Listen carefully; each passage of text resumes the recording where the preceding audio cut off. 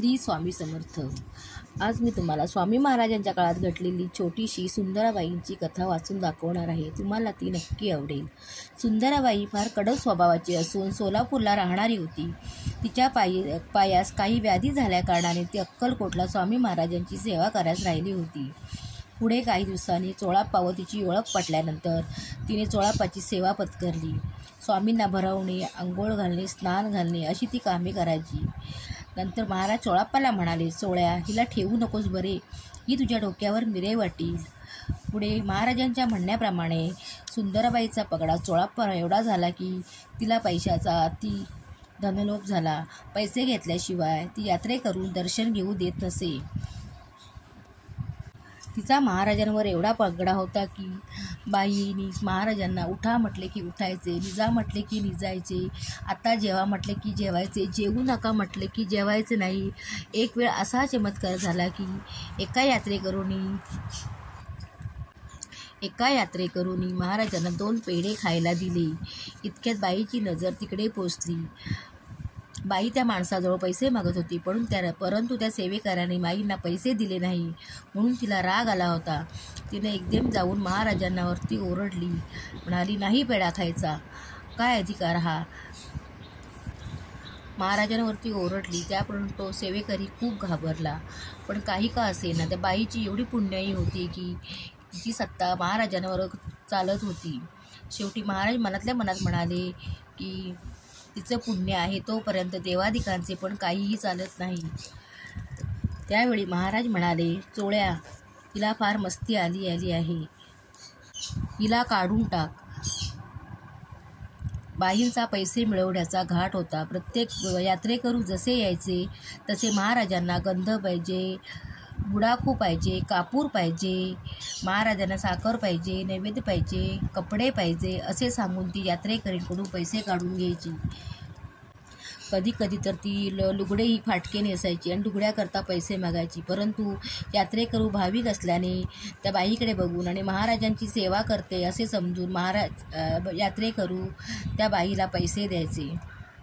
यात्रेकरूकडून पैसे काढून घेणे हा तिचा जणू कारखानाच झाला होता। बाईने अशा प्रकारे भरपूर द्रव्य जमवले होते। बाईंच्या या वागण्याने महाराजांचे काही चालेनासे झाले। एकदा एका गृहस्थाने स्वामी महाराजांनी आपला नैवेद्य ग्रहण करावा म्हणून पंचपक्वान्नाचे ताट भरून आणले,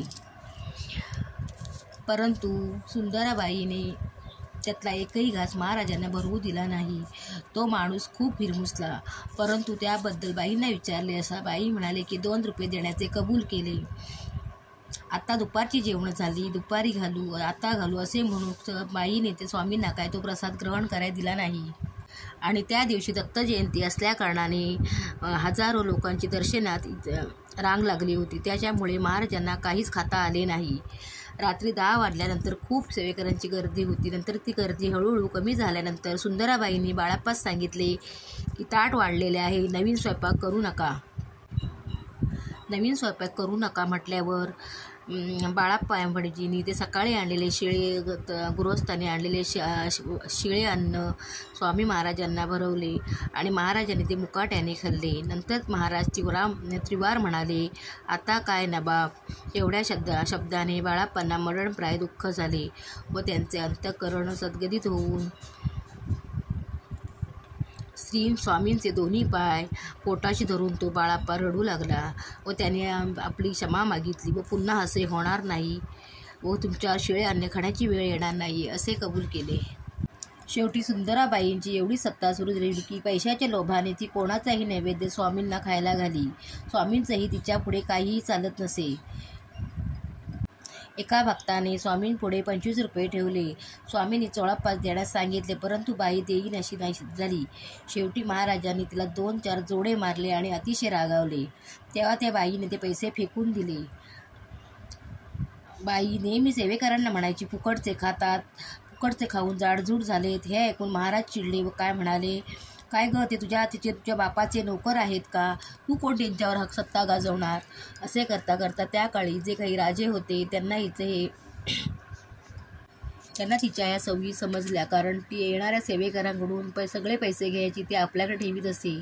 चोळाप्पा, बाळाप्पा किंवा इतर सेवेकरी होते, त्यांना त्यातला एकही फुटी कवडी ती त्यांना द्यायची नाही. तिच्यावर गुन्हा दाखल झाला व नंतर महाराजांनी तिला आपल्या इथून हाकलून दिले.